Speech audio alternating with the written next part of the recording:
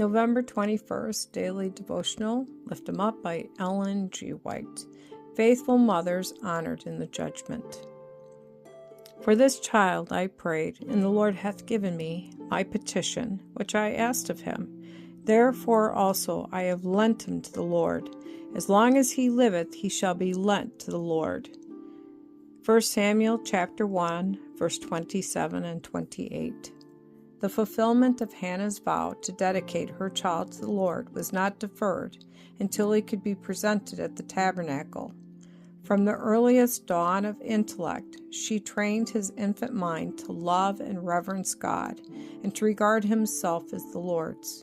By every familiar object surrounding him, she sought to lead his thoughts up to the Creator. When separated from her child, the faithful mother's solicitude did not cease. He was the subject of her prayers. Would that every mother could realize how great are her duties and her responsibilities, and how great will be the reward of faithfulness. The mother's daily influence upon her children is preparing them for everlasting life or eternal death. She exercises in her home a power more decisive than the minister in the desk, or even the king upon his throne.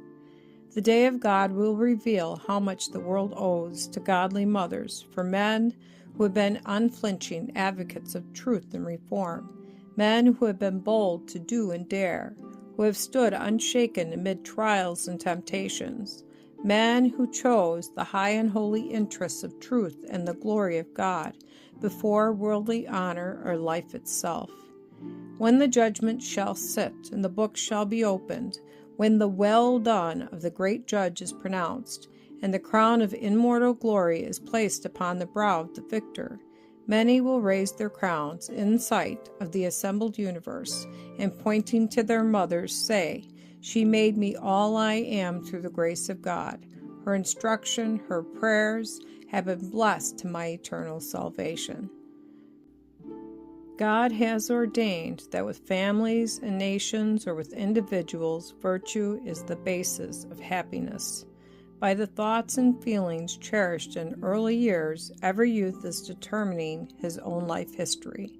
Correct, virtuous, manly habits formed in youth will become a part of the character and will usually mark the course of the individual through life. The youth may become vicious or virtuous as they choose. Young men of today may become as precious in the sight of the Lord as was Samuel. They may have their names enrolled in the book of life to be looked upon with pleasure by the monarch of the universe and the angelic host, by faithfully maintaining their Christian integrity. The young may, like the noble Luther, exert a mighty influence in the work of reform. Such men are needed at this time. God has a position and a work for every one of them.